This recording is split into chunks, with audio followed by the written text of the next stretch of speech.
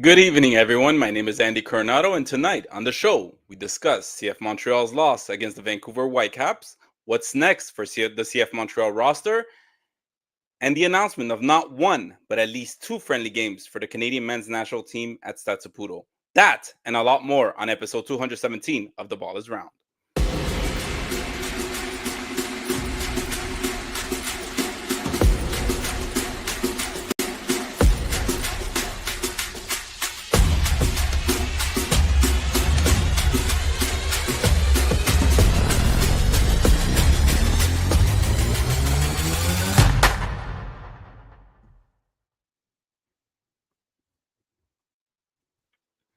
Hello, everyone. How are we doing today? Good evening, everyone. Hope you guys weren't too impacted with the hour change. Howdy. And Elias, do you guys see how thrown off I get? When there's a little thing that doesn't work, I get thrown off so badly. So I apologize for that technical issue while you saw my little beautiful face as I was trying to introduce the show. Anyways, let's restart. Good evening, everyone. How are we doing today, Howdy, Elias? Fine, man. It's been a while, so I'm happy to be here. Happy to talk to you and to talk to everyone about soccer. It's been a while. It's gonna be a fun show, I'm pretty sure. Absolutely. Elias, how you doing, man? I mean, all things considered, right? The fact that Hattie is here outweighs Oh, what we saw on last night. What else do we need? We just need Howdy Exactly. here. Yeah. Nonetheless, Howdy, I It was- promised it it wasn't this was- bad. it was a rough Saturday for the TBR soccer fans. Let's face it. Absolutely. Yeah, let's get to it, man. Elias, the Barcelona women's team had a good weekend, right? Yeah, I mean, the Barcelona men's team had, unfortunately, a passing of the first team doctor like right before the game, so our condolences go out to them. But yeah, the women's team did what they do. Beat Real Madrid 5-0. Whatever. It's casual. Okay. Easy, but yeah, it's still very sad because that doctor was with the club for a long time, and it's very unfortunate. 100%. Hadi, like as Elias mentioned, it's really nice to have you here. Long time no see. Awesome to have you back among us at least today. Macedo. Yeah, I know. I was Should sure I you say were gonna it? bring it up. But you know what? We had like the Lens goalkeeper had like maybe his best game of his career altogether. The Australian goalkeeper, 6 saves, and like when I say saves, like sure goals. We should have won like 3-0. And then they scored in like the 93rd minute on a counter attack. It was very frustrating. But you know what? I prefer this than not having any opportunity, any chance, and then losing the game because we were just not good. So at least we were very, very good in that game. So sometimes it's we're just unlucky, and in this game we were unlucky. Olympique de Marseille was really unlucky. That was good to hear. At least somebody had a good day in that and during that game. And we still lost, right? So not really a good day. That's all that counts, Hadi, really. And well, Bayern Munich lost against 16th place VFL Pokemon 3-2. So yeah, let's not. We're still number 1 though. So who cares about a wins or loss, right? When you're number 1 on the table, right? Yeah, but you lost against Bochum. Like it doesn't matter. We're still number 1. They're just like they're really, really not good, right? It doesn't matter. Nobody cares. I believe Barcelona didn't play and they had the best weekend of the three of us. Josh, just killed us all. All right, guys. Well, look, I hope did the hour change hit you guys by any chance this morning when you woke up? No, I was lucky enough to sleep in, so I was that much, but I called my parents and I'm like, guys, did you change the hour? And they're like, no. I'm like, yes, you did. And then I'm like, no, we did. Damn it. And I felt really stupid. Speaking of hour, though, we do got to get to it because last night there was a game, right? A fun game for. And he's like, wait, what I come here for? But there was a game last night. CF Montreal played against Vancouver Whitecaps.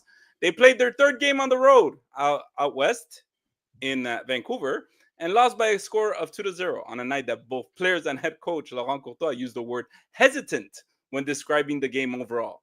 But before we break it down position by position, what was your reaction? I just really want to take it back, guys. What was your reaction when you first saw that lineup? Hadi, I'll start with you. You see that lineup, what are you thinking? Elias, I'm sorry, I don't know Uh, if you had the graphic for the thing, but go ahead. yeah. Uh, Listen, like Laurent Courtois is doing with what he has. Um, I thought it was going to be very interesting to see Guboglo on the right. I was excited to see him.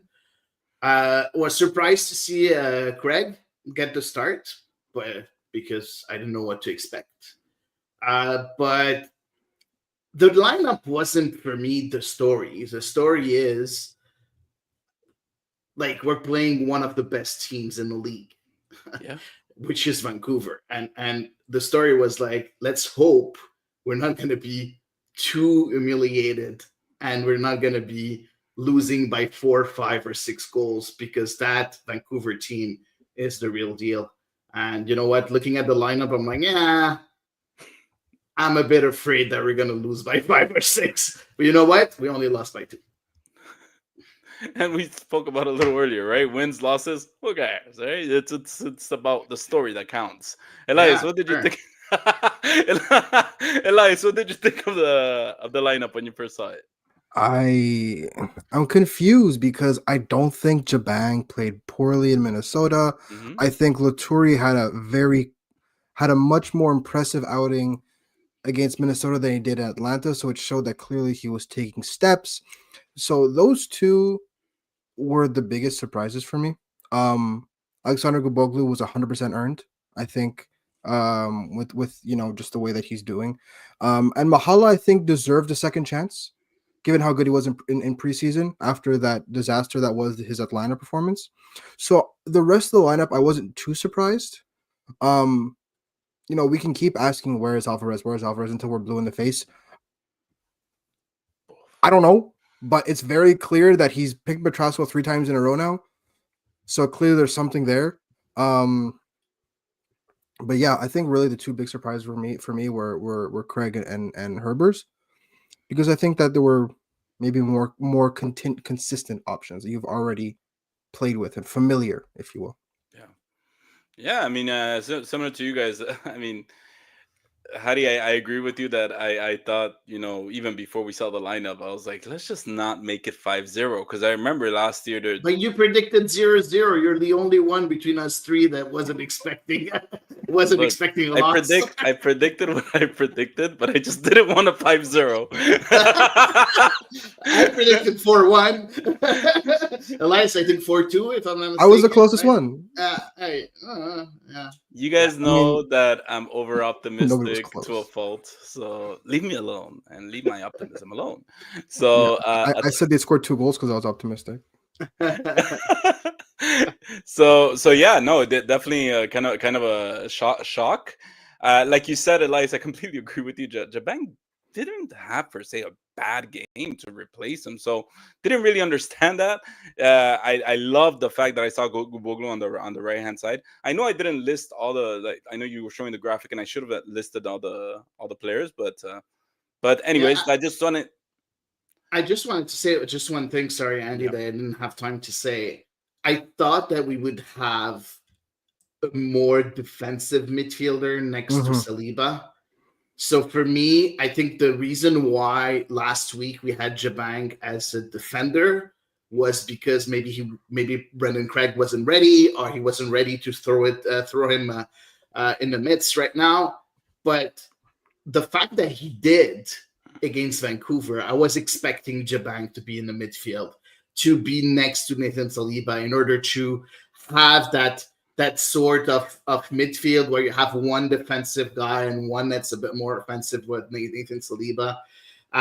So I was a bit surprised to see Herbers, who's not a defender, who's not defensive minded. So yeah, just one Yeah. thing, because you 100%. reminded me, Elias, when you No, talked no. about Herbers.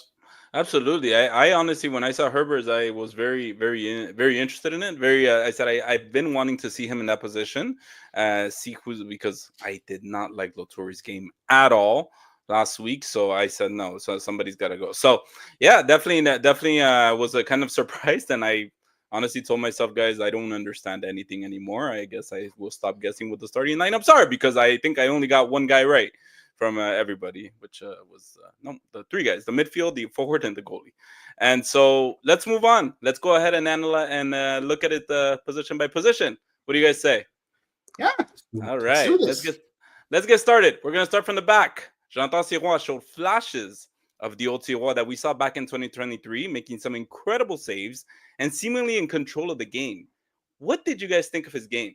Elias, I'll start with you. What was most impressive for me was his composure with the ball, which was ironic given how many saves he made.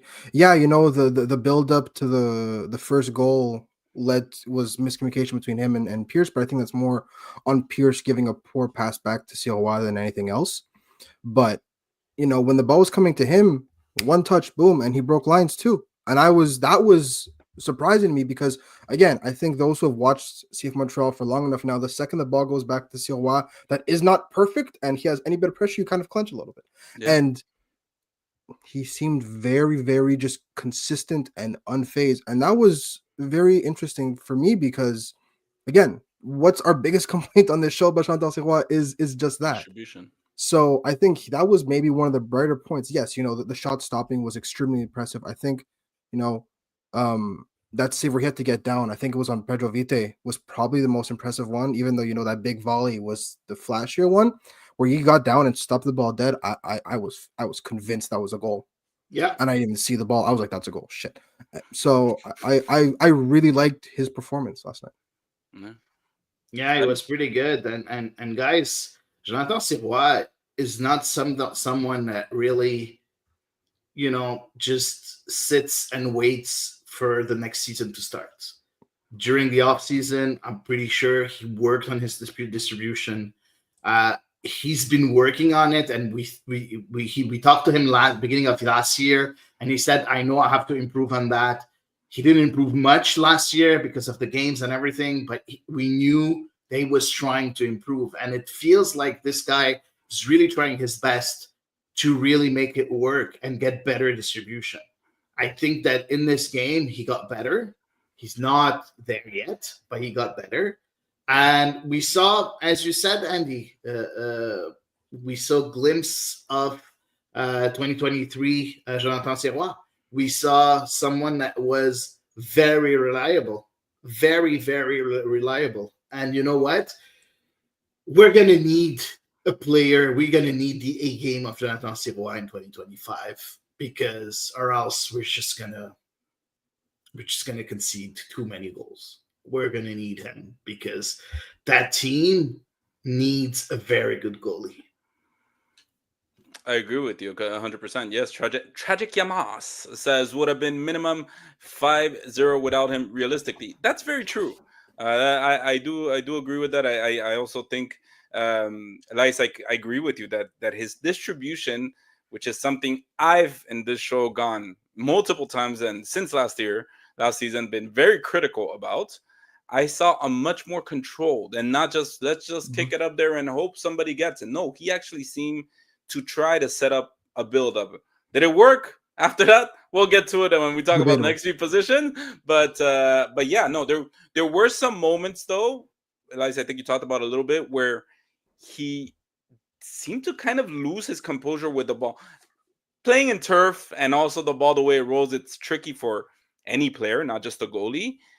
But it kind of got me nervous at times. But again, his instinct seems to be there. It seems to almost be like, okay, I messed up. I need to figure this out. It's not like I give up the play, right? So I like that. He seems to be growing up, like maturing as a player every time we see him, but especially after what seemed to be a regression during 2024.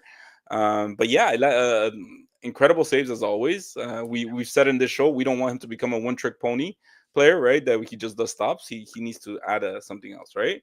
So yeah. So we're gonna move on from that. So next up, we have the back three with Luca Petrash on the left, Joel Waterman in the middle, and Brendan Craig getting his first start on the right. What do you guys think of this lineup? How do y'all start with you? it was tough, man.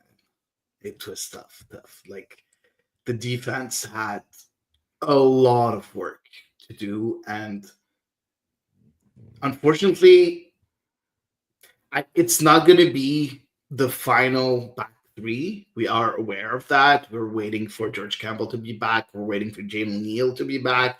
I'm not sure if he's going to be a starter for Petrasso, or is it going to be Petrasso. But we already know that George Campbell is the one that's supposed to be the right center back. But that was tough to watch. Like, they were completely overshadowed by the big power of that Vancouver offense. And mind you, that Vancouver offense wasn't in their best day either. So like, no. And Ryan Gould got injured. Got injured. So like, it was tough. And again, it's nothing personal towards those players and everything. I think that Joel Waterman was completely lost and was left a bit to himself most of the time. He was the only one really trying to carry that defense, and sometimes it was a bit overwhelming. He made quite a few mistakes in that game, but at the same time, Petrasso and Craig were nowhere to be seen most of the time.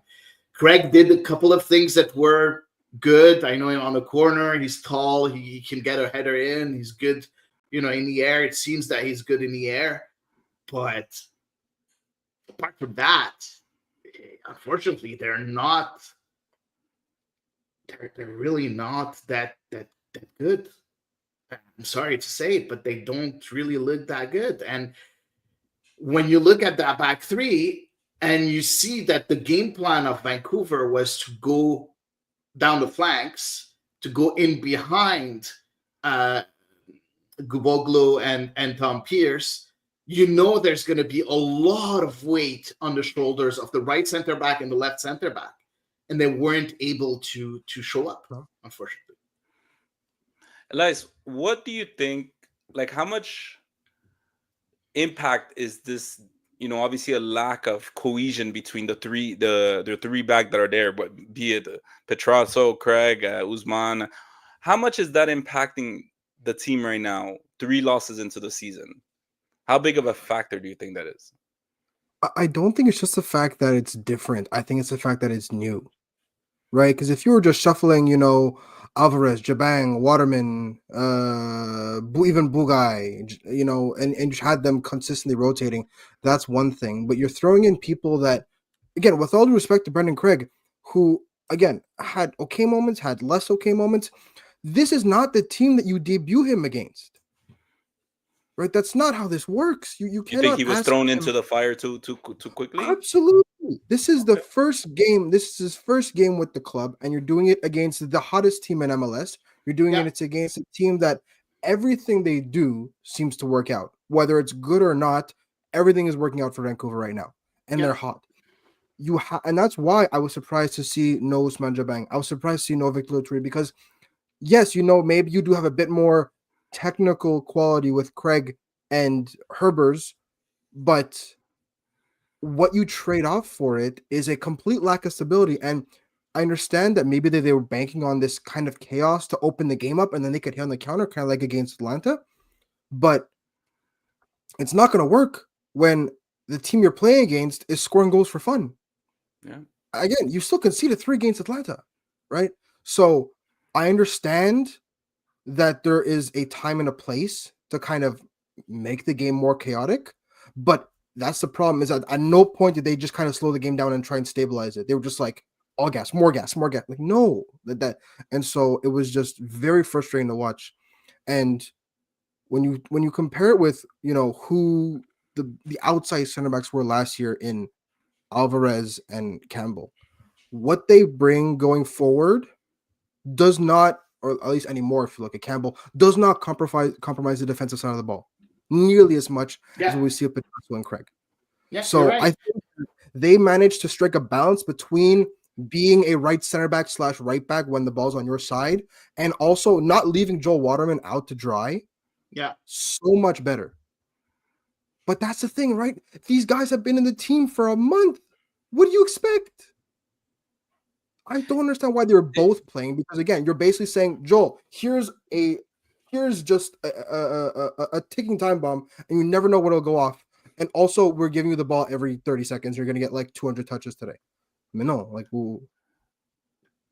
Robbie has a comment for you. Well, Robbie says other guys I mentioned are much better, but that's the thing. It's the familiarity, right? George Campbell this year, well, I mean, he didn't play, but George Campbell against Atlanta in a game that was at moments just as chaotic was excellent. He was great. Right? One goal was two goals came from his side. One goal was a banger that chapeau, good shot. Another goal was a cross that was, for all intents and purposes, nullified because there was no danger, and then shit hit the fan and then it went in. So I'm not blaming George Campbell for either of the two goals that were on his side. That's more just whatever. Fernando Alvarez, we haven't seen him this year, but last year there were defensive gaps. You have a question from LP regarding Alvarez.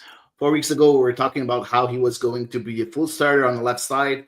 He might be sold, and now what's going on? He might be sold. Do we keep him? Do we sell him? Now nothing. Why? What's going on with Alvarez? We'll get to that when we talk about what's next for CF Montreal. Okay, slow your horses, guys. But what I want to know, I'm hot now. Yeah, seriously, Hadi, look what you do, man. We were chill before you came. Okay, so, but okay, I'm going. Bye. See ya.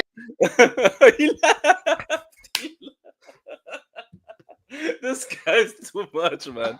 But he's been with us for 20 minutes. but anyways, what I was gonna say is, do you guys feel like maybe CF? This is maybe pushing it a bit, but CF Montreal kind of gave a new contract to Joel Waterman over the offseason, and they kind of told him like, yeah, we're gonna give you a new contract, but get ready, as you mentioned, Elias, because you're going to be dealing with some shit right now. Because there's a lot of new members and a lot of new players and and I apologize for the language, but does it feel like there's a lot of being put in Joel Waterman's plate right now, having to deal with a Luca Petrasso that I don't know if he's up to par to play in this scheme. I might be seeing something wrong. Maybe I'm blind, and constantly having a change on the right side. Qu'est-ce que t'en penses, Hadi? What do you think? Do you think it's been too? There's a lot being put on Joel Waterman right now. Yeah, as I mentioned earlier, there's a lot being put on Joel Waterman. Now, it's his role. He's the leader of that back line. He's the co-captain after Santiet. He's the co-captain. He's the vice captain right now. So, yes, he's supposed to take more, but not that much. And right now, he's getting overwhelmed by everything that's happening with CF Montreal backline. It's as simple as that. And Petrasso is not the center back. Craig was at his first game. It's just not. It's not working. And we have a player. Yes, Elias, you're right. Alvarez had some defensive problems last year. He's a lot better than Petrasso. I'm sorry. You have that, and then on the right, like, you have Jabang. That's, for me, a lot better than Brendan Craig. Like, why not put... What is he trying to do, Laurent Courtois? Honestly, I understand you want to give minutes to people. And I feel in a way that Laurent Courtois is repeating the same mistakes that he made last year. I don't know if you remember, Elias, at the beginning of the season, that's something that we used to ask him a lot, saying, hey, you've been changing your back line a bit too much at the beginning of the season. Not just the beginning of the season, here. Yeah, but until the last 10, 15 games where he settled. Yeah. But we thought that he learned something. But right now, he's doing exactly the same. I understand that George Campbell is not here. But you tried Jabang last week. Try him again this week. You know what? You're sticking with Petrasso. Why not stick with the Jabang? I don't understand. Like, what is it? What is happening here? Yeah, I don't know. And it's strange because you guys know this because you guys have been to press conferences, right? And the coach and the president have both said that this season, especially Laurent Courtois, I feel like he's been saying this week after week, every time they lose, he said that this season they've done some tinkering with the defense, the way that they're doing it, as opposed to Yeah, last year where they were playing some kind of defense to protect some profiles.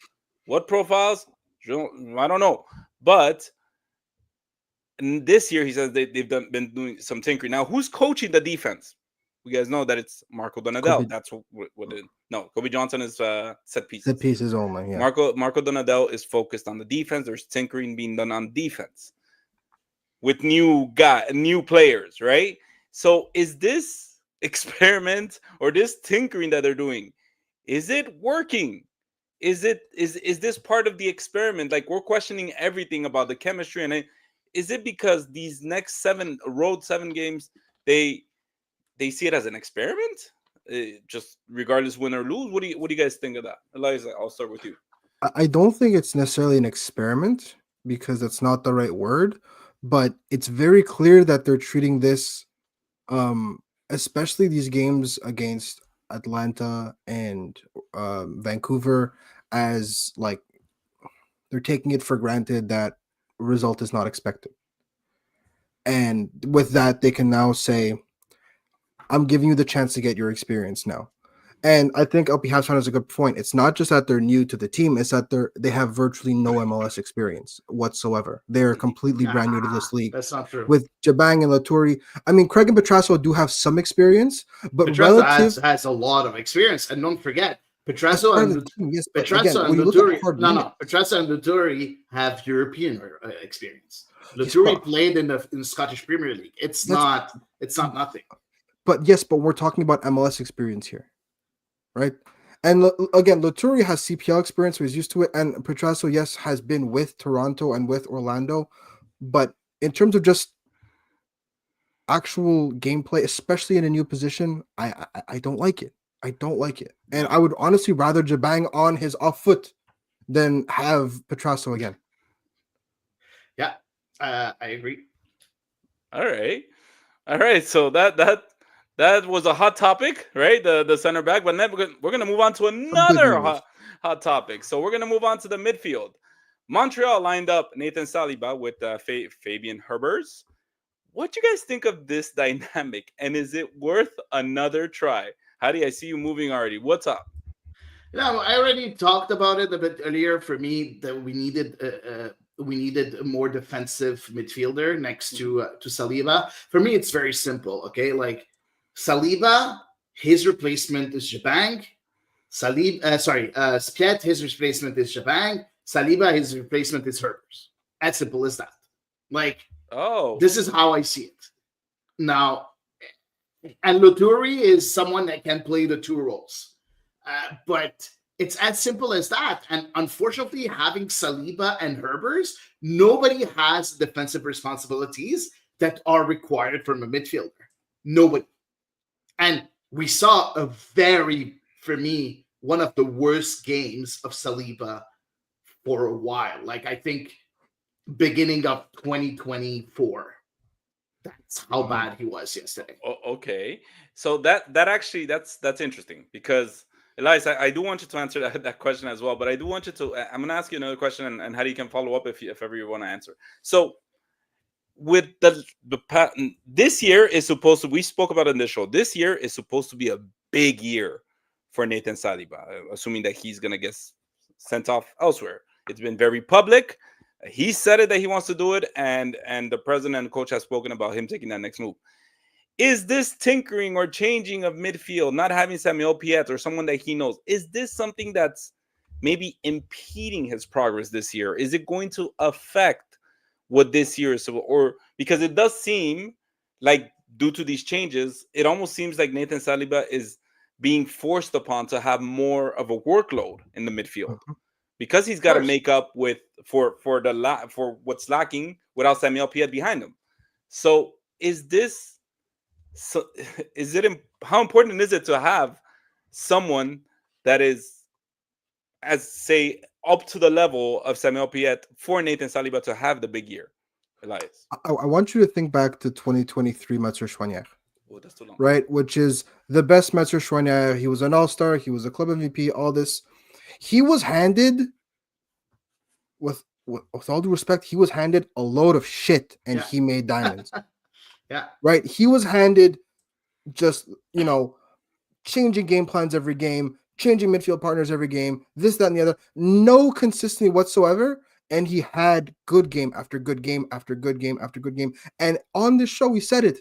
That's not enough, because box-to-box midfielders that can kind of do everything okay or pretty good are a dime a dozen in Europe. It's, can you take this shit and make it work on your own and make everyone around you better? That will get you to be seen overseas. And that's what he did. Nathan Saliba has to be taking these assignments that do not work, because him and Fabian Herbers, especially on the road against one of the best teams in MLS, does not work.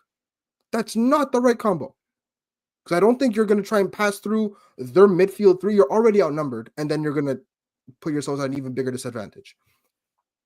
Nathan Saliba, again, he still has like Mathieu Chouanière 2023 was still like 3 years older than Nathan Saliba is right now. So let's also take that into consideration. But Nathan Saliba has to learn how to take these games and still put in good performances and still make the people around him better. He had really good moments, especially in the final half hour when Montreal finally remembered that they're allowed to play soccer. That's cool. But the first hour,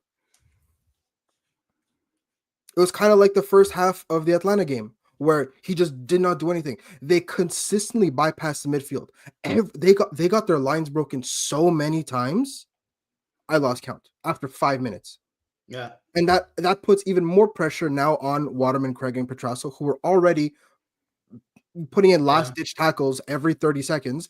But the fact that they consistently get their lines broken now, they may as well not have been there, right? Yeah, and games like this are why Nathan Saliba is not ready for Europe yet. And to prove your point, I want to prove your point, saying that they completely bypassed the midfield. And I just want to throw something, because at the same time, we see Guillaume Desmarais that says everything Vancouver did was on the left side. They didn't pass on the side. I'm going to show you a heat map, and you're going to see that they went down both flanks. Like, a lot more on the left flank, yes, but still a lot on the right side too.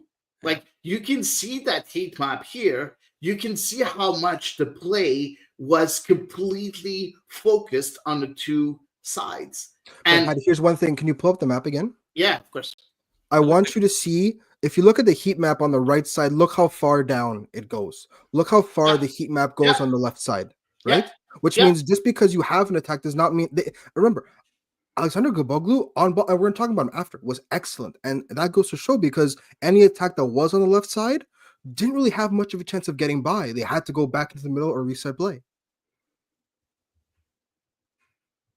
Yeah. And Hadi, thank you for having that and putting up that image, because that actually, if you put that heat image, it actually looks like what, when I bake cookies, what they come out looking like. So thank you for putting that up, because I'm trying to get better and you're making it worse. All right, let's move on to our next position. So let's go on to the wing back. So moving on to the wing back. Last night was 17-year-old Alex Guboglu's first MLS start, and he played the full 90 minutes. Guys, what's your take on seeing him? Because they even moved him over to the left side as the game was ending. He played 90 minutes on his first MLS start. And then I'll ask you a follow-up question. So, because to me, Guboglu seems to be the talk of the town right now. Honestly, this kid. So, Hadi, go ahead. What was your impression of? Yeah, he was good.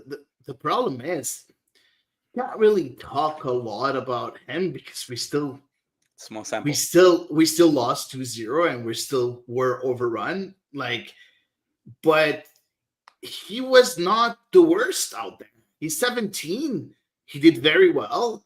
Of course, he wasn't perfect. Of course, he's not like a definite starter from starting right now. But like, he's on the right course. I didn't really like him on the left, to be honest. I preferred him on the right. I feel that's where he should be. But no, I think he was pretty good. I hope that when he gains a bit more confidence, we will see him get forward a bit more. He loves to take defenders one-on-one. He didn't do that yet because he's lacking confidence, and that's completely normal. It was his first start, but I can't wait to see him develop and be that player that he can be. I think it's a very good first start for his MLS career.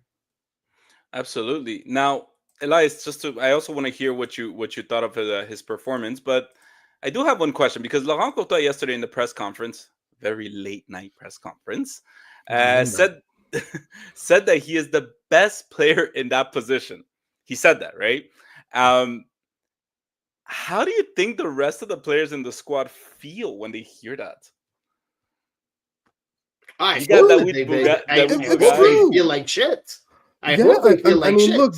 look, David Bugai was always going to be a rotational player. I think now that he's third string is whatever. Is he? But is he Dude, third string? I think he's just there to pick up jerseys when they're too wet and too whatever. Like, third string is third string, you know. and give How do towels.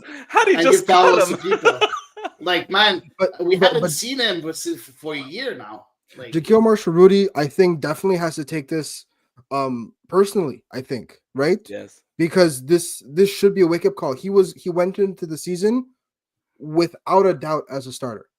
I think with the things that he needed to work on, there was still no doubt that he was the right wing back on this team. There was no doubt. And I think the fact that he got his spot taken after one substitute appearance, yeah, speaks volumes at just how highly this kid is rated, but not just how highly, but the fact that he now backed it up. And again, I wanted to kind of see how he would do against Ryan Gauld, who is one of, if not the most underrated player in MLS. And it's unfortunate that BC plays turf did its job, and you know he injured, and it's unfortunate that happened because that's a huge loss on an already weakened left side. Because again, honestly, I think if Sam Adekugbe was healthy, he would not be starting because Sam Adekugbe and Ryan Gauld on the same side is too much for a 17-year-old kid. That's just unfair to put him in that place. But the fact that was his assignment, I think he did remarkably. And even that, you know, who's the guy that came on after? Ngando? Oh. Ngando, I think, is a very quick player and a very tricky player, and he stayed with him. And his on-ball defending was very good until he switched to the left side. He looked a little bit lost on that left side. Not just that, the second he went up against Ali Ahmed, an actual person who can dribble, who could take people on 1v1, he started to struggle. And yes, this kid was doubled over, fighting for his life. He looked exhausted by that point. But the fact that he got this kind of, okay, this is the standard to be a good top level MLS player, and this is what is needed of me this early, I think that this season is going to be so interesting for him. Because if I'm Jaquil Marshall-Rudy and I'm watching that performance, I'm getting a little bit sweaty. Absolutely. I'm getting a little bit nervous. Because even offensively, he wasn't doing a whole lot, but what he does was simple, was mistake-free, and he was putting people in good positions. And he was finding space, which is something Jaquil Marshall-Rudy doesn't do. So yeah, and we'll talk about the subs in a little bit, just to get to it. We do want to go ahead and move on. I know I didn't speak from Tom Pierce, and guys, just give me one word, man, just one word, because Tom Pierce last game against Minnesota seemed a little bit frozen in time, if you want. He did it. Yeah, you guys see what I did there, huh? Frozen in time, and just didn't seem to have much of an impact yesterday. Last week. This time around, just maybe in a few words, tell me, what'd you think of Tom Pierce's performance? Was he good? He did okay? Terrible? What'd you guys think? One trick pony. I like that. With the cross? He just crosses, shoots, but that's it. In a word, present. He was definitely there. He's like David Bugai in the bench. He's there.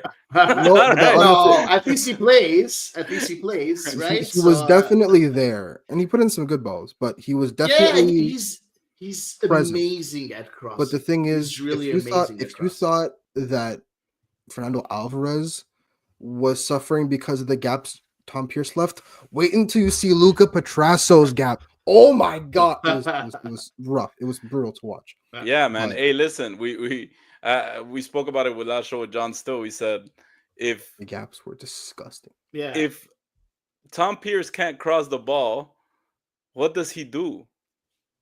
Nothing. Unfortunately, you know what? Right now, I'm, during this whole show, I'm gonna sound very negative, but Yeah. but you know what? I'm not sold. Okay. So Fair. as simple as that. And I don't think a lot of people are sold either, Hadi. So Yeah, but This is a whole other topic.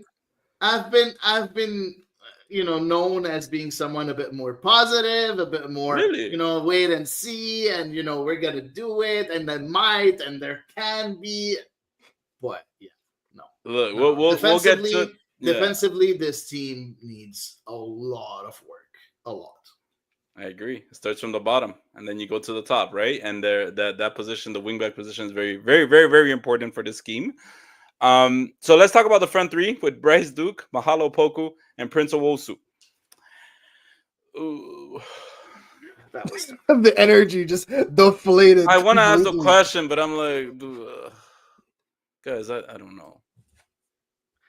I'm just gonna say one thing, okay, because we have to find a bit of positive somewhere. I really liked Owusu's game. Yes. He's not a converting, DP. man, I swear to God. He's not the one that's gonna come and put 30 goals, 20 goals, 15 goals, but he does his work very well. He's not very good technically, but he knows how to use his body. He's good in the air. He takes a lot of space. He creates chances by himself. He's there. He meets crosses whenever there are crosses. I think that he's been really good yesterday.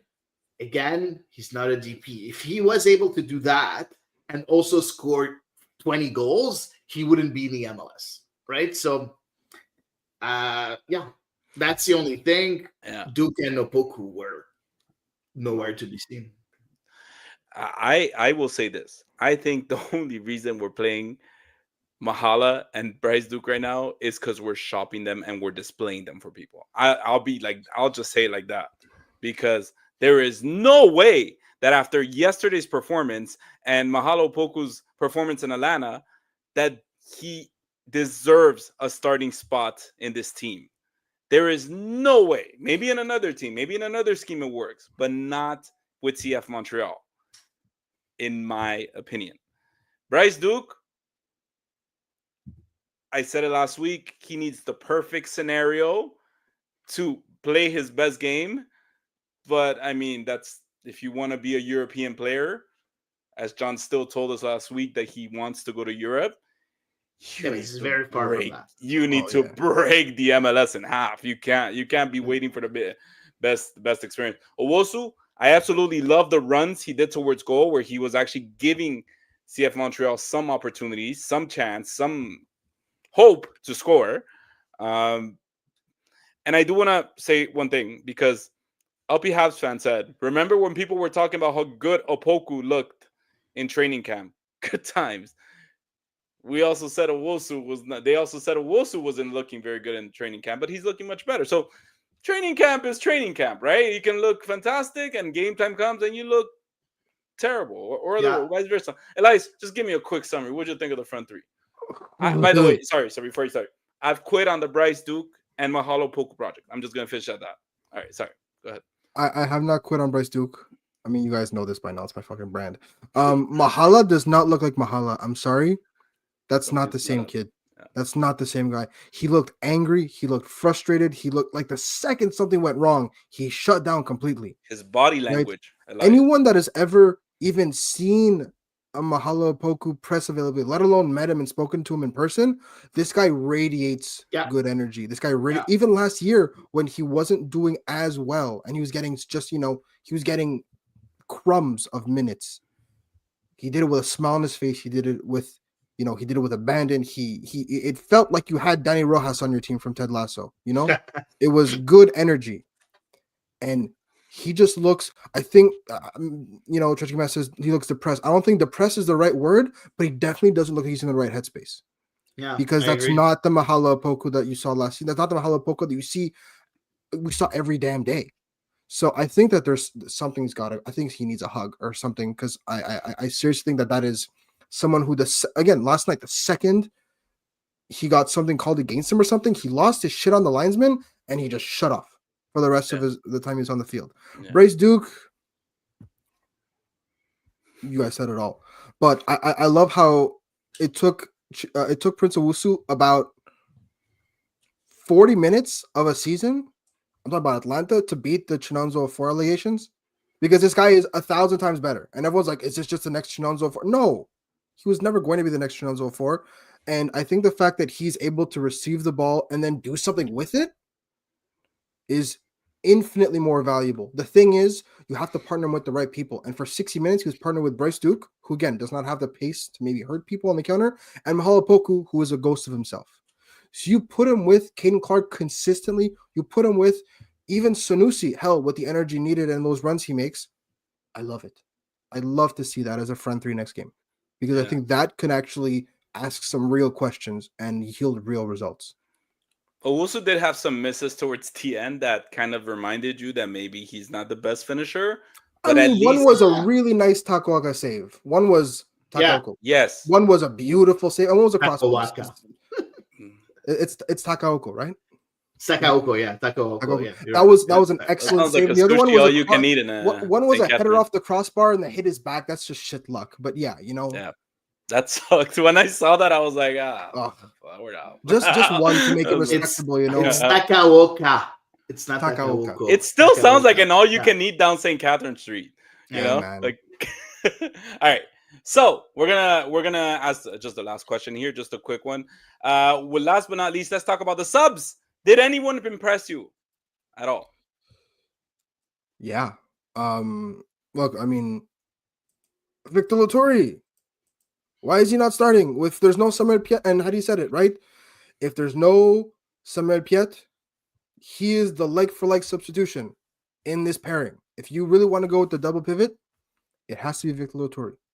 He came on and instantly they had more energy. They were winning balls. They were first on the 50-50 challenges. He was really impressive for obvious reasons, because again, you know, we may have difference of opinions on how the Minnesota game went. I didn't think he was amazing, but I definitely think he was capable. I think he was, again, capable here. And if that's something you're looking for in a rotational player, there's one word I could ask for a rotation player: capable. I was very, people are gonna kill me, but it's okay. I was very intrigued by the by Dominik Yankov getting minutes. Who? Honestly, no, I don't agree with you at all, Andy. Okay, honestly, this guy. Sorry. No, but like, I'm gonna explain why. This guy has very good technical abilities. Yes. Very, very good. Way above average technical difficulties. Unfortunately, doesn't seem the one that's very disciplined. He doesn't seem the one that's really very takes care of his the way he eats and his he doesn't seem like someone very professional outside of the pitch, from what I hear. And unfortunately, we haven't found a place for him in that starting 11. And I feel that we miss him sometimes. I would have liked to see a Dominik Yankov or Bryce Duke. He has to be in that position. And you know what?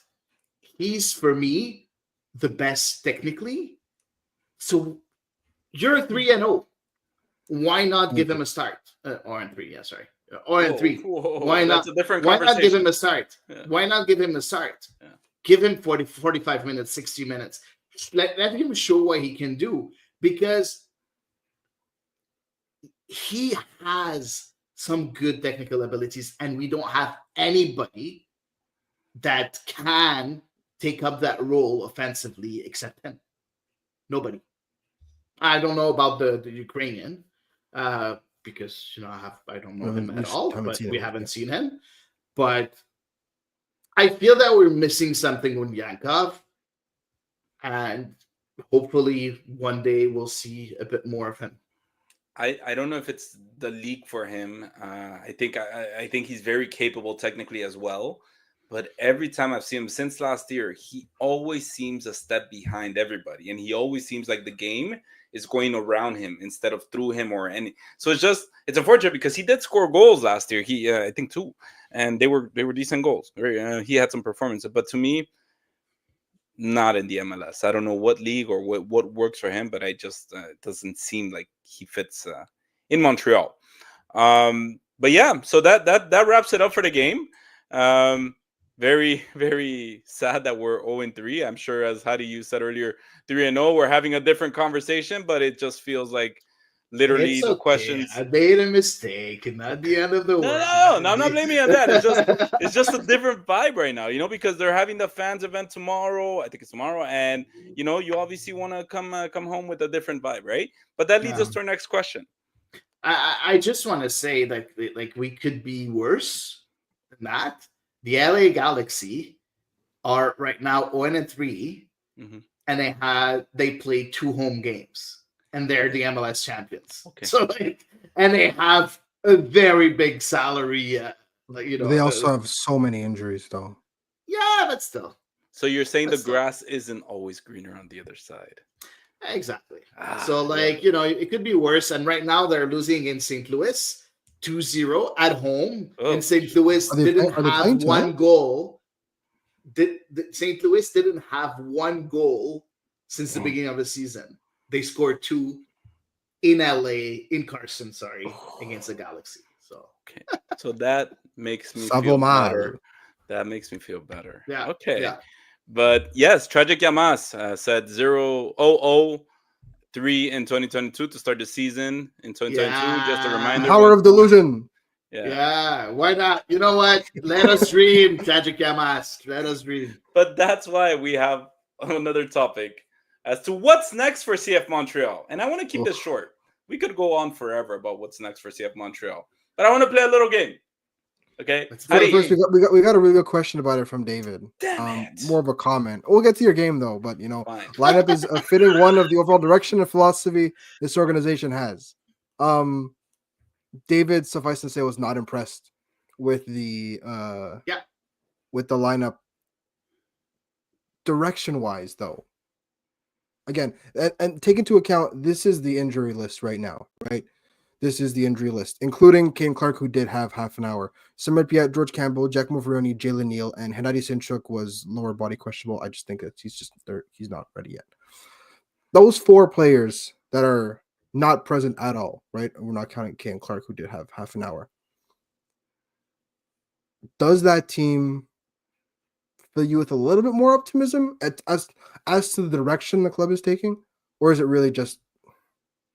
Elias, that's a great question, because that was actually one of the questions I wanted to ask, because we were talking during the game last night, and Hadi makes some strong statements that made me a little bit concerned. He said, no, I think it was you, Elias, that made a statement that was. Both of you made statements that were overly concerning. You guys said, in your opinion, this is the worst. This is one of the worst squads CF Montreal has had in recent years. 3 years. And the reason why I'm kind of bouncing that off of your question, Elias, is today, right now, they could be one of the worst squads, say, compared to 2023, whatever it is, right? But the fact that there is that potential, as we mentioned, the list of the injured, does it make it a better squad, knowing that there's the potential, that they're so young, that maybe they're learning? Does that make any difference in the quality of squad that you have today as opposed to other years, like in 2023, when you were playing an Ariel Lassiter or Ruan or older players that may not have potential? What do you think? Do you want to start, Elias, or do I start? Go ahead. Should I put my... Okay. You know what? I'm going to compare 2025 with 2023. Okay? You're looking at 2025, and you all know the roster. I'm going to tell you about 2023. Okay? You had players that had experience in that squad. It wasn't a good squad. I'm not saying that it was good. I'm just saying that this year's squad is worse. In 2023, you had Zachary Broguillard, Canadian international. You had Aaron Herrera, that's very proven in the MLS and he is doing very well in DC United. Has a very good link up with Christian Benteke. You have Gabriele Corbo, and you had the players that you have now, like Fernando Alvarez, Joel Waterman, and George Campbell. Okay, that's in defense. In the midfield, you had experience once again. You had Victor Wanyama. Even if he wasn't starting, he was still there on the bench, giving them and helping them. And you had Wancho Chouanier. Yes, this year you do have Nathan Saliba, but you don't have anybody else in that midfield that can help you. Fabian Herbers is not Victor Wanyama. So that's in the midfield. And then up front, okay? Up front, you had players, I would say it's kind of similar of what we have right now. You had projects. You know, you had 04, that's a bit like Owusu. I think Owusu is a bit better, but still.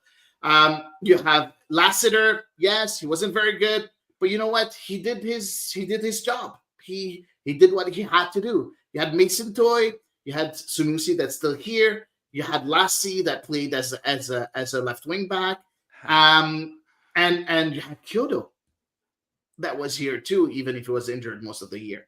So like for me, I looked at that team in 2023 and I look at the team today. Again, I don't know what the Ukrainian is all about. I don't know if he's going to be good or not. But like looking at the team and the players that I know were not better than the 2023 squad. When you have players, yesterday, Brendan Craig, Luca Petrasso, even if they played minutes here and there, I'm sorry, but we're not good enough for other MLS teams. And we sign them and we play them. Who's here to help us out?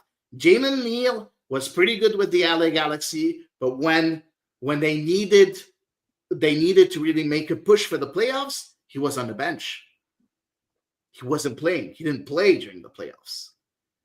So is he better or not? We don't know. Fernando Alvarez, he's not playing. Like in defense, it's not really working. On the right-hand side, Jaquim Marcharuddy is not really good. David Bugai is nowhere. And we said he's just, picking up towels from the floor. Guboglu, at least we have someone from the academy doing something. On the left, Tom Pierce, defensively, it's not working well. Like, there's nothing. There's in that team right now, there's nothing. And who's the backbone of that team? You have three players that are the backbone of that team. Four. But I'm going to say three because three that are here on a long project. Jonathan Sirois, Joel Waterman, Samuel Piet. Those three are here for the long term. And Sunusi. Nathan Saliba is, but Sunusi is not a definite starter. The other three are definite starters, right? So Nathan Saliba, we all know that he's going to be sold. Where's the backbone? In 2023, we did have some players that were the backbone. We did have, players that were here and giving their all. We did have the Zachary Bogia. We did have those players that could make something, could change the game with a cross, with something. And right now we have nothing. And it worries me. It worries me a lot. I was very excited when Jean-Gabriel Gervais said, you know what, we're going to build the squad by looking at the data and by getting data-based players. And you know what? That's the right thing to do with a club that's under budget and with a budget. That's the right thing to do. But at the same time, you need to have difference makers. You need to have those players that are going to be difference makers in at least one thing. I'm not saying, all around players that can be great at everything because they're expensive. But you need to have someone that's very good at a ball winning. We do have Samuel Piet, but who else? That's it. We need someone that's very good at in taking one-on-ones, in dribbling. We don't have anybody. Like, we need those profiles that are missing, and that's something that Renard used to do very well with a budget. Right now, we're not seeing that yet. I might be wrong, but from what I see from the first 3 games, I'm really, really concerned. Hattie, you have a few fans in the chat that are like, "Go, Hattie! Be more of that negativity." Elias, what do you think of this squad compared to the? I understand what Hattie's saying, and the very fact that this is even a debate is damning in and of itself, and that's why the point Hattie's making is so important. I don't agree, and I just want to show you guys one thing. Okay, this is 2 years ago to the day, right? 2 years ago to the day. This is the lineup that was fielded against Nashville on the road in a 2-0 loss. So, right, you've got Sirois and Nets, you've got Miller, Camacho, and Waterman. You've got Lassie, Wanyama, Chouanière, Herrera, Sunusi, Kyoto, and Sean Rea. Right? Except for Rea, the rest are way better than our starting 11 right now.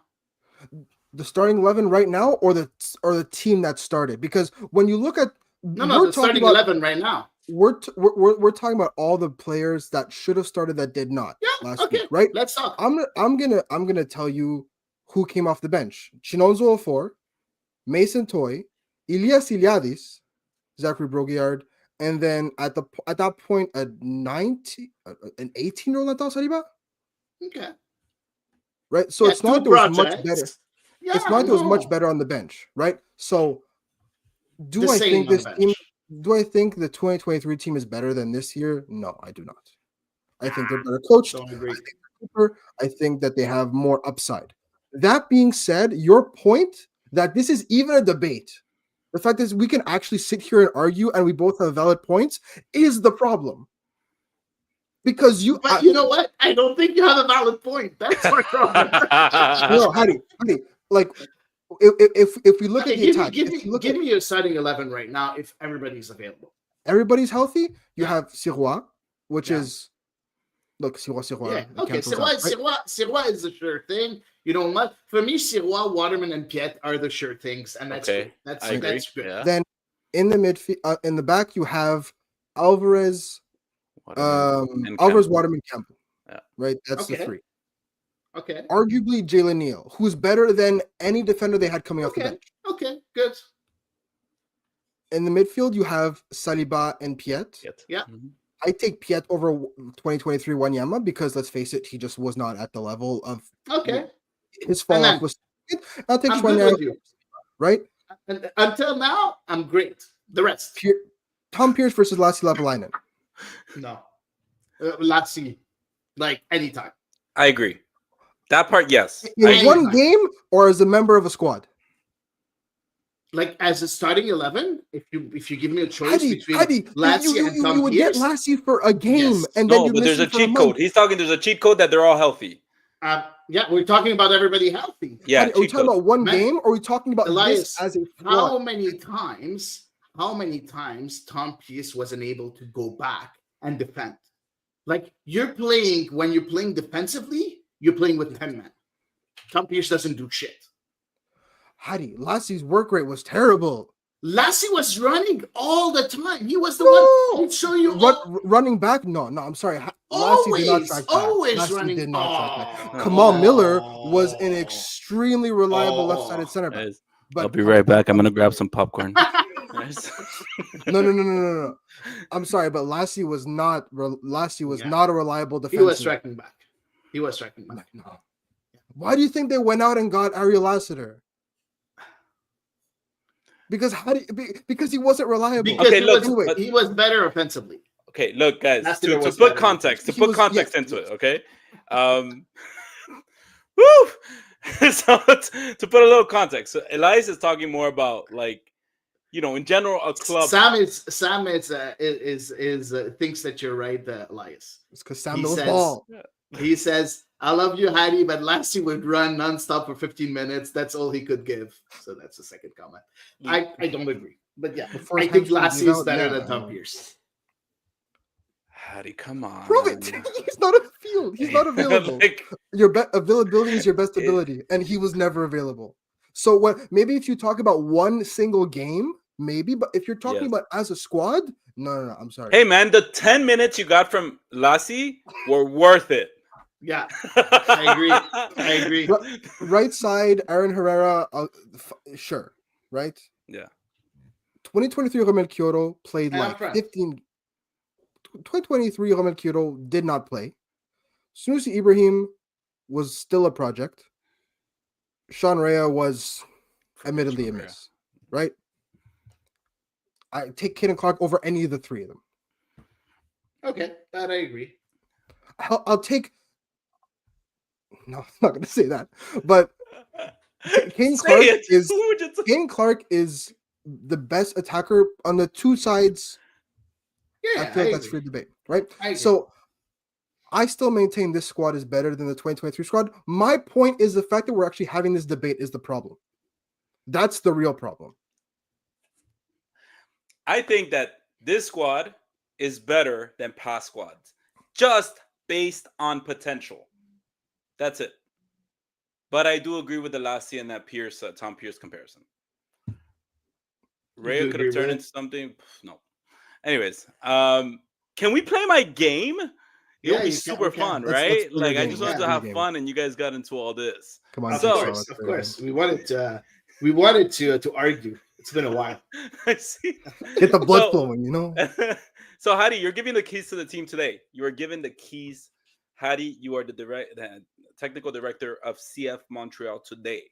What is top of your agenda for the roster to get better today? It's hard because You have everything available. Yeah, but like You I can don't know release, what's being cut, done. sign. I don't know what's being done, right? I don't know I don't know what's the money available. I don't know and I don't know You're overthinking. what's Hattie, being done. No. cheat code. What's being done? For me, I think serious discussions have to be done with Laurent Courtois. Okay. That's the first thing that needs to be done. Because what's going on with Alvarez? What's going on with changing that back line all the time? What are you trying to do with Petrasso on the left? What's going on with the wing backs? Why haven't you, if you don't have the appropriate wing backs, if you don't have the appropriate center backs, why not move to a back four? Like, I think that something needs to be done, and we need to have a big discussion with Laurent Courtois. That's the first thing that I would have done, because we can bring all the players in the world. If the coach doesn't have a clear idea of what he wants to do, and if his idea doesn't fit with whatever we're able to do as a club, then there's a problem there. So that's the first thing. Second thing, Oh, okay. I think that at one point we're gonna have to spend money. We're gonna have to speak with the owner and tell him, you know what, my friend, do you want us to finish 30th out of 30? Are we 30 or 29 teams now? I forgot. 30. I think 30. So yeah. do you want to finish 30th out of 30? Like, because we're on the way to do that right now. Because right now the MLS is evolving and we're not doing shit. Okay. And at this point, I'm not asking for 15 million. Give me 5.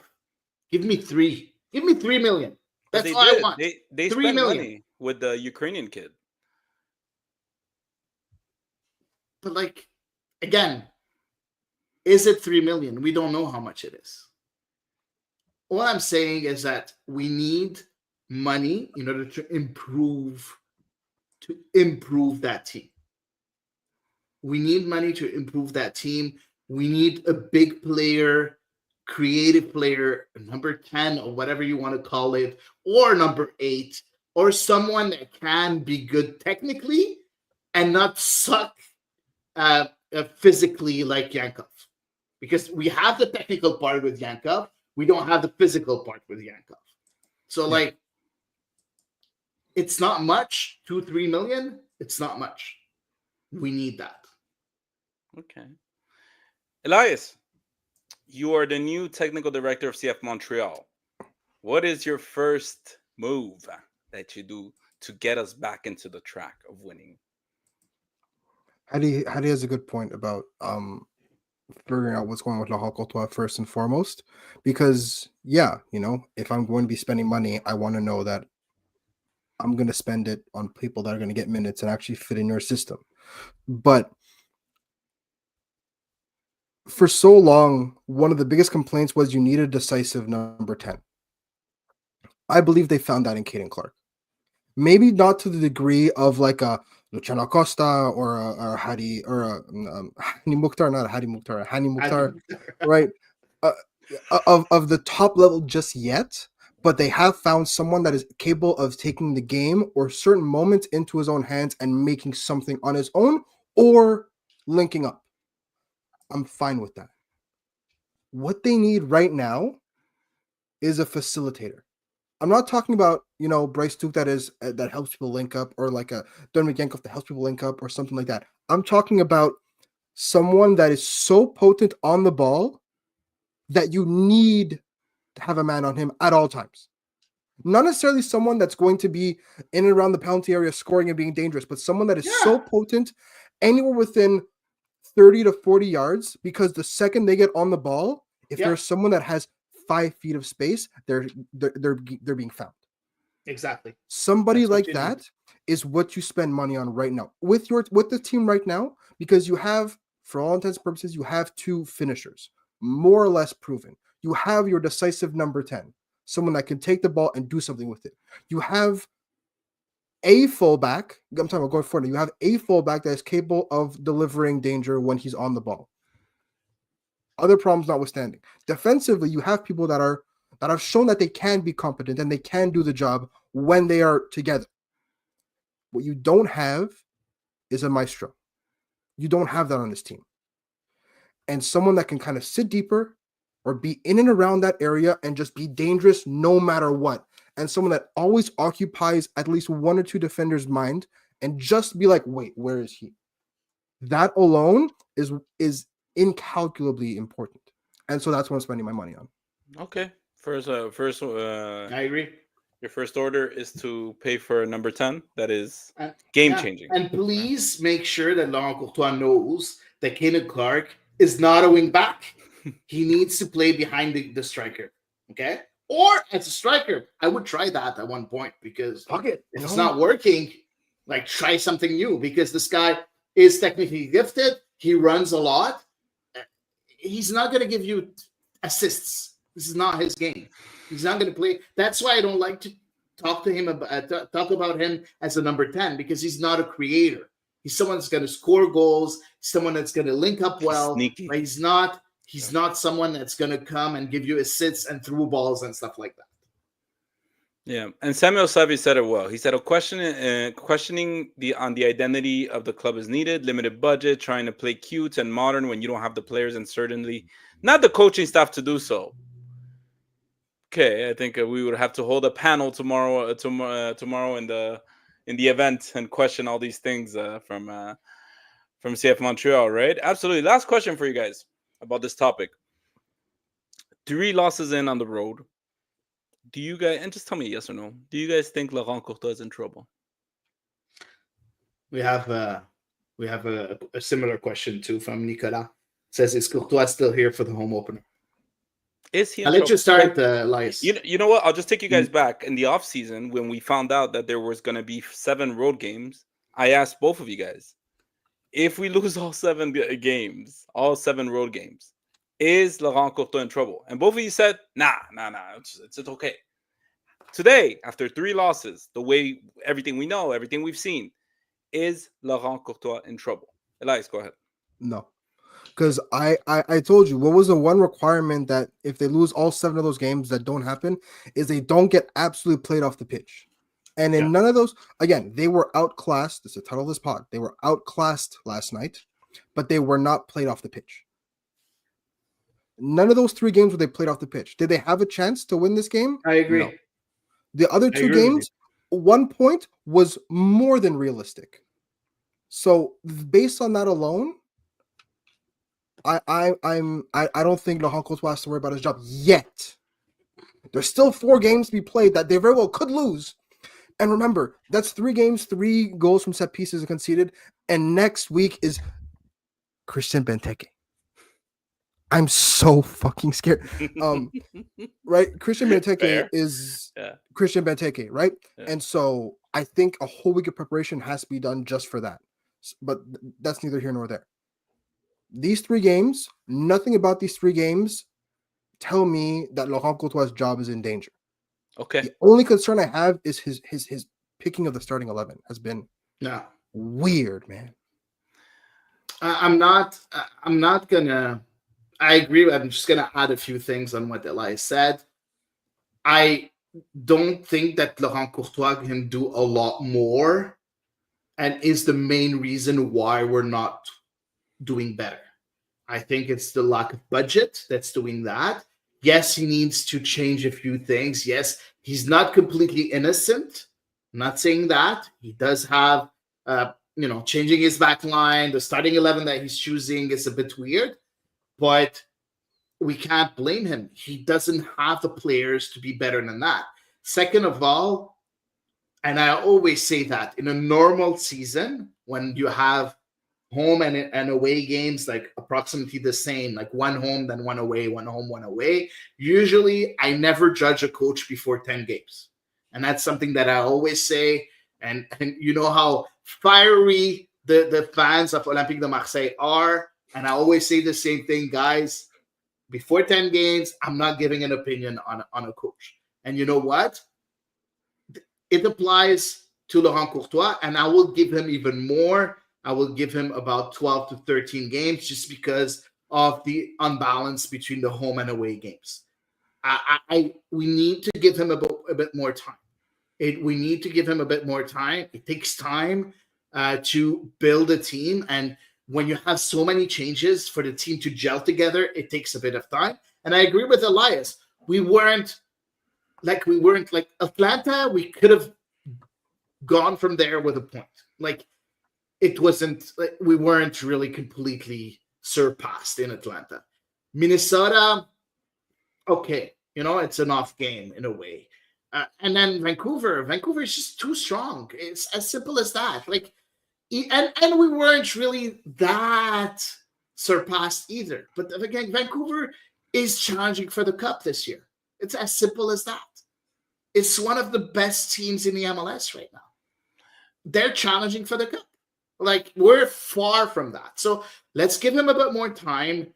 I don't think it's always going to be bad. We're going to see some good games. We're going to see a good team at one time. I'm pretty sure. But I still don't think that we have a good squad. I agree with both of you guys. Well, mostly with Hadi, that we have to be patient. I think based on what he says in press conferences, he's really focused on the long-term vision. He has mentioned a few times we're missing a few pieces, but I know we're going to be successful once these pieces come together. We're working on this and that. So it doesn't seem like a nervous coach that looks like he might not know if he's here tomorrow, right? Definitely stability is important when there's these young guys. So we're going to move on to the last topic of the day. So Canada Soccer men's national team is returning to Montreal. Canada Soccer have announced that at least 2 men's national team friendlies will be hosted in Montreal in the lead up to FIFA World Cup 2026. How big is this for the city of Montreal and the development of soccer here? Hadi, I'll start with you.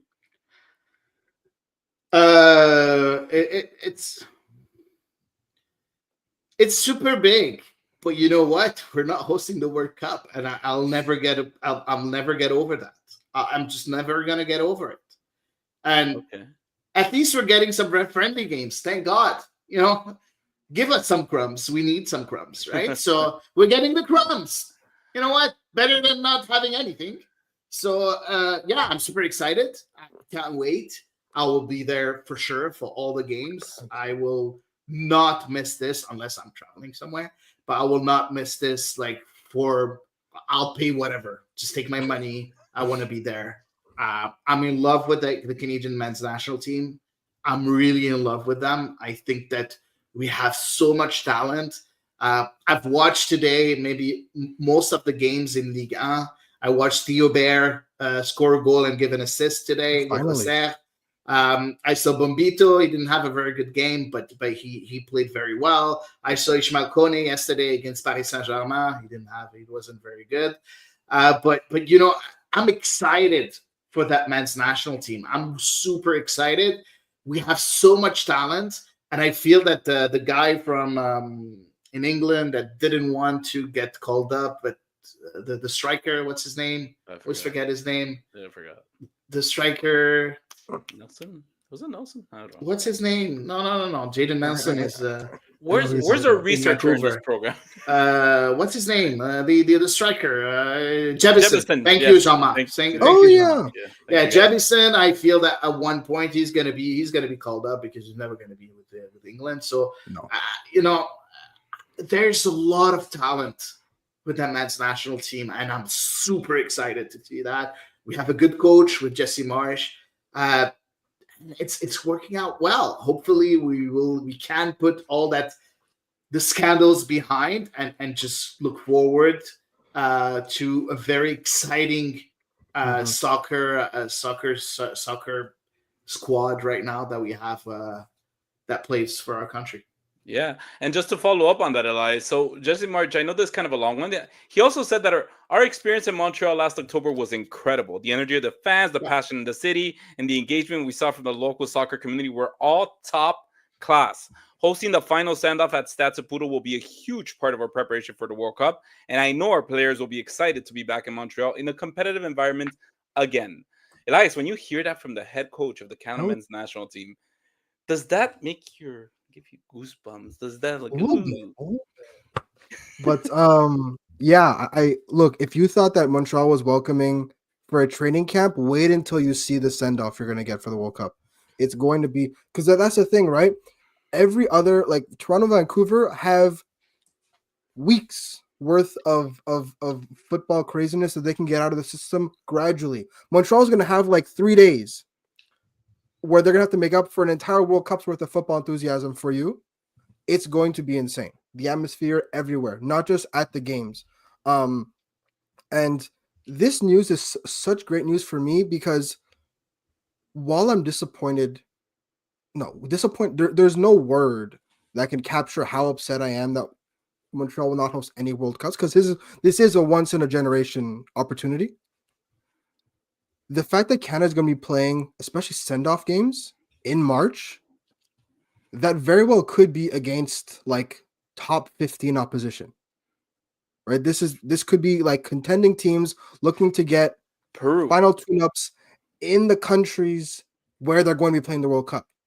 Does that mean we can get, a France again, or a Holland, or a Germany, or even a Spain if we're lucky, something like that, or an Argentina or Brazil, right? This is the kind of opposition you have to attract now. And as much this is what's going to happen. This is what's as much as I would love to see Canada play in a World Cup game in Montreal, the fact that this is a very good silver lining, especially if they can get top-notch competition. Because again, they say at least 2 games. The delusional in me is maybe there's a third one. Who knows? Maybe, but because they said at least I'm holding. That's a big word. Huh? I'm already super happy with you. I'm holding on to those 2 words for dear life. Yeah. But I think that there's a possibility we could see some real world-class opposition in Montreal, which would be such a great silver lining for Montreal football fans who don't have the chance to travel to see the World Cup. All right. Last question for you, Elias, because Hadi already said he's going to, do anything to get tickets. Elias, you buying tickets? Buying all the tickets. Oh, no, yeah, I will be there. There's you cannot stop me. I will be there. All right. Sorry, I tried to stop. But we can also go as media too. If I, peu importe, I'm using every single avenue possible. I think the Canadian press is going to send somebody because it's a send off, but whatever. I will find a way. We will find a way. We will be there. Exciting times. So that concludes it for the show. Guys, in this show, in the Ball is Round, we always are very transparent about what's going on. We try to be as transparent as we can with you guys. We do have an announcement today to make, um, and I'll leave Hattie the floor for this. Yeah. So, uh, as you guys know, I launched this podcast 2 years ago with Paul Vance. Very, we didn't know where we were going. We were talking about European football at first, and it kind of developed. It kind of grew a lot. Um, Sam joined us, Eve joined us, then Paul left, then Sam left, Elias came here, then Eve left, then Andy came. So now it's my time to leave. Today will be my last podcast on The Ball is Round. I've had a lot of fun doing it. I've been in that field covering the team since 2017. I started with a small website. I did everything. I tried everything. I grew. I got Media Pass. Was able to ask questions to Jonathan David, to Thierry Henry. I lived the boys' dream. But it's time for me to close that chapter of my life. I have a kid, 4 years old, a job. I'm swamped. It's taking too much of my time. And the best thing that I have right now is I have Elias and Andy that are doing an amazing job taking that pod somewhere else completely. Like, Elias doing his writing. If you're not a Patreon, it's time to be a paying Patreon, to be able to read the articles that Elias is doing. There's going to be, I'm pretty sure, other things that will be for Patreon only. We have Andy that's doing, transcribing all the press conferences in English for everybody that doesn't understand French. And that's for free. For everybody that's a Patreon, for free. You don't need to pay to get access to that. And also Andy bringing a lot of contacts. He was able to bring Matt Doyle. So the pod is in a very good hands right now. And I think it's time for me to let them do their own thing. At the same time, I'm stopping anything media related. So I'll just already ask the club not to renew my media pass. So I'll be back as a simple spectator at Stade Saputo. I do have my season tickets, so I'll be there every game, unless I'm busy. But usually I rarely miss games. So I'll still be around the soccer field, but just as a normal spectator. From time to time, maybe I'll show up on a pod here, Can FC or anywhere. But I will, I will be leaving the media world for now, and hopefully, other people will be able to bring good things to the media world, like Elias and Andy are doing. Thanks for everything, guys. Thanks for everyone for listening, for all the messages that I received in the past few weeks because I wasn't here. I received so much love, and thank you very much. And keep on watching. The Ball is Round.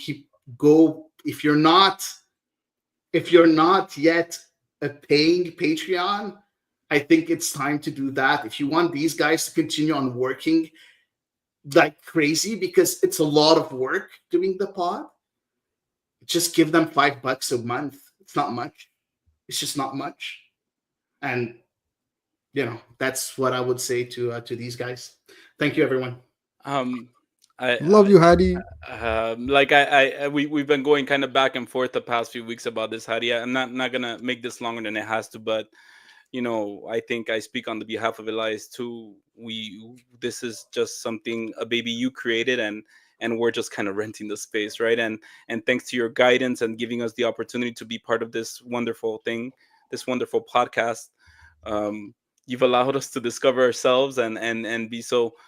Hadi, I on a very personal level, I know you're gonna do great things and you're gonna be fine, and I'm blessed to be taking a part in this, and we're always here with open arms for you because this is yours. The Ball is Round Montreal is yours, and yeah, we're gonna miss you. I'm gonna try, Elias. We're gonna try to do Try our try very to live best. up to what You're Hattie doing an does amazing because job, guys. You're we're doing Yeah, an amazing job. it's yeah, just yeah, and we're gonna miss you terribly, and yeah, I'm just gonna stop there because it's just yeah. too much. Go ahead, Yeah, I Elias. mean, You want to say? most people don't know this, but I was 22 when I started covering CF Montreal for the Canadian Press.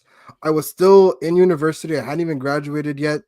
They had just come back from the MLS's back tournament in Florida or whatever, and they finally started having games at Stade Saputo is when I started doing it. And imposter syndrome hits you like a truck. What the hell am I doing here? I don't have I'm still in university. And Hattie was the first person to kind of reach out and actually talk to me as a peer, and I was too scared to ask for where the bathroom was, let alone ask someone for the media recording because I didn't know how to record a Zoom call for the post game shit.